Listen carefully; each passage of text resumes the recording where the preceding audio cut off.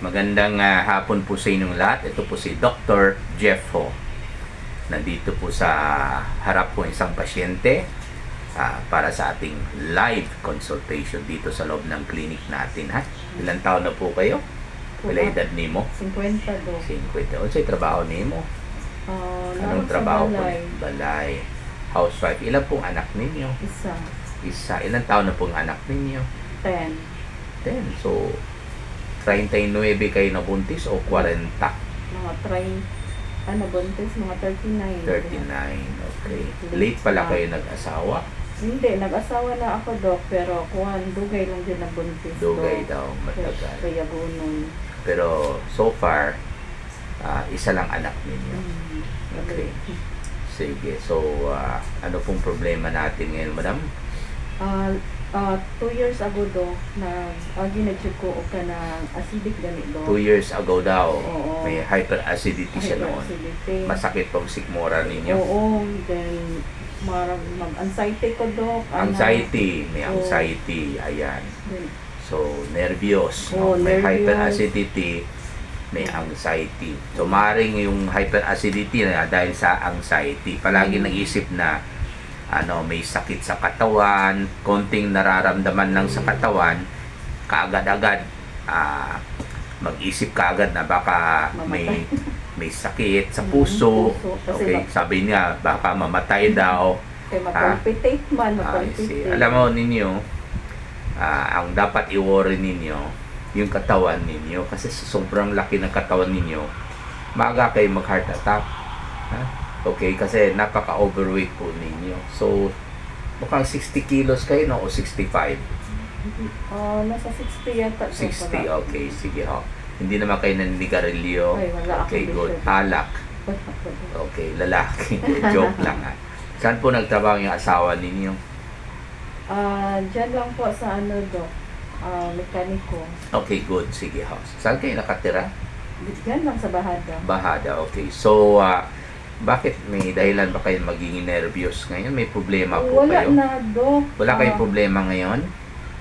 Last week kasi, Dok, May- sige ko burp. Ayun. 1 Sige. week, din nagpahilot ko. Dok. Palagi daw mag-burp. Oo. Di ba alam na ninyo kung paano mag-burp, di ba? Oo. Pakita mo nga sa akin paano ka mag-burp. Sige daw. Di, marunong na talaga. Ganyan, yan talagang tatak sa mga pasyente na may anxiety reaction. Kasi parang na master na nila. Kasi feeling nila pag pinapalabas nila yung hangin, parang mas okay ang nararamdaman nila. Ayun. Kasi mag-bloated man ko, Dok. Ayun. So, na-bloated. Anyway, ano pong gamot niyo sa anxiety reaction noon? Ano po na-try ninyo na gamot? Mostly sa doktor, o package ako na atuan, Dok, o may prasodipermin. How about yung para sa nervyos o anxiety? Wala man, Dok. Mukhang kailangan nata ninyo yan kasi ang hyperacidity, gamutin natin. Pero hanapin natin yung dahilan ng hyperacidity para hindi na palagi magbalik-balik yung hyperacidity. Sa kwento pa lang niya, alam na po natin na mukhang dahil sa kanyang anxiety reaction. Kaya, nagkakaroon siya ng hyperacidity. Yung palagi nag-iisip na may sakit sa katawan, kahit wala, sa isip pa lang, dadami na yung acid. Any form of stress, emotional stress, physical stress, financial stress, nagpaparami ng acid sa sikmura. Okay, so ano po na-try niyo ng gamot? Omeprazole. Ano pa po? Sa karon, Dok, wala kay gitik Gaviscon lang or Cremilis kasi. Okay naman po ang Gaviscon, pero napakamahal yung Gaviscon ngayon ata, 30 plus per sachet, di ba? 40 plus. 40 plus na, oh my God. Sayang lang yung pera ninyo. Para sa akin, I never prescribe Gaviscon kasi napakamahal. Alam mo niyo bakit napakamahal? Kasi stateside yan made in England yan no? British made yan Kaya imported yung gamot. Kaya kung nagdag-Gaviscon kayo, pwede na kayo uminom na yung ibang gamot na antacid. Pareho naman effect yan. No? Okay? So, magreseta na lang po ako ng gamot para sa hyperacidity ninyo in lieu of Gaviscon, ha?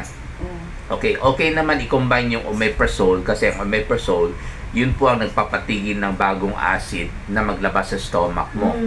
Tuwing nag-iisip kayo ng masama. Or maglabas na Yes. Aslom. Aslom. Oo.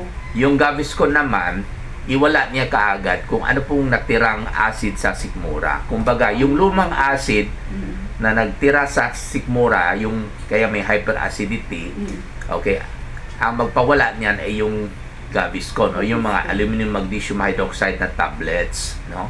Yung pinakamahal Maalox. Okay, yun ang uso ngayon, no, yung Maalox, no? Pero meron man tayong murang brand ng aluminum magnesium hydroxide tablet.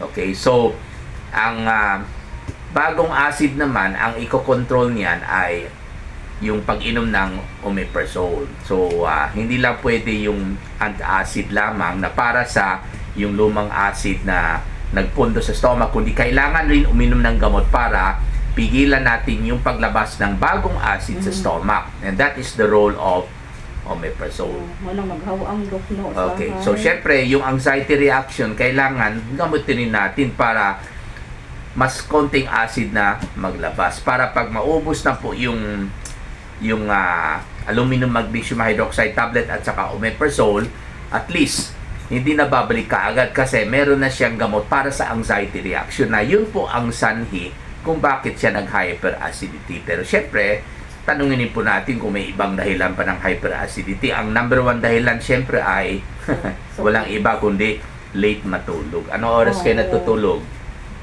Late na daw kasi nag-online selling man ako. Ayun. So anong oras kayo natutulog? Yung last, nag-straight, alas 2, tsaka alas 3 ng umaga. Ng maga. Hindi Ayun. na ako makabalik ng tulog. Ayun. Yun, doon na nag-start. Yung late matulog, Stressful. lalo yung excited, okay? Minsan ba nag-worry kayo kung may mag-order ba o hindi? Parang may ganun ba? Inquiries, kailangan namin sagutin agad. Ayun. Tsaka syempre, mag-worry rin kayo pag walang inquiries, di ba? Ma-depressed. Okay, lalabas yung acid niyan. Okay? Pag tapos na yung order, syempre, time to sleep. Pag hindi makatulog, alas 2, alas 3, sabi na hindi siya makatulog, lalo maglabas yung acid yan kasi syempre, stressful masyado pag ang isang tao hindi makatulog. So, kaya, kailangan siya ng gamot para sa kanyang anxiety reaction.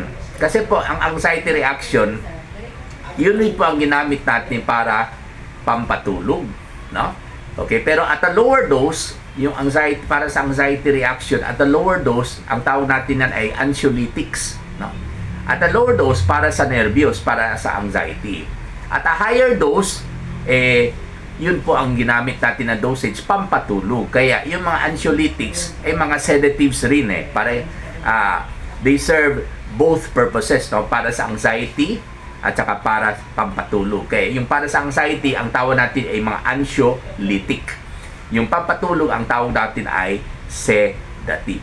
Okay? So, hindi po sapat na painumin lang natin yung para sa lumang acid na nagpondo sa sikmura. Hindi rin sapat ang painumin lang natin yung pampigil ng bagong acid na maglabas sa stomach, kundi ang kailangan talaga sa gamot ng pasyente ay talagang yung sanhi, yung dahilan, okay, ng reklamo ng pasyente, which is no other than anxiety reaction.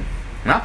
Okay, so kailangan talaga natin, ang approach natin ay yung tinatawag natin na etiologic approach. Ang gamutin natin yung etiology or yung dahilan. Hindi lang po yung symptomatic approach. Yung symptomatic approach, kung anong nararamdaman yung pasyente, yun ang bibigay natin ng gamot. Ay, may hyperacidity kay aluminum magnesium hydroxide tablet at saka yung omeprazole. Pero paano yung dahilan? Kailangan sabay natin gamutin para hindi na magbalik yung pasyente. Para alam ng pasyente kung paano rin iwasan na magkaroon ng hyperacidity. Na? Okay? Para hindi na babalik yung kaniyang hyperacidity. Minsan, alam ng pasyente, ay yun pala do, dahil pala sa late matulog, okay, dahil pala sa nag-worry ako, okay, kung may mabenta tayo, no? Pero at least, kung alam ng pasyente, mas magaan ang pagtanggap nila sa kanilang sakit. So, meaning to say, mas mabawasan na po yung kaniyang stress kahit yung sanhi hindi totally mawala. Okay, syempre, sinabi ko yung sanhi, anxiety reaction. No? Pero anong sanhi ng anxiety reaction? Yung pagbenta, kasi nasa online selling siya. Okay? O dahil sa late matulog, isa rin yung sanhi, no? So konektado po itong lahat. Okay? Pero hanggang anxiety reaction lang natin kaya gamutin, ha?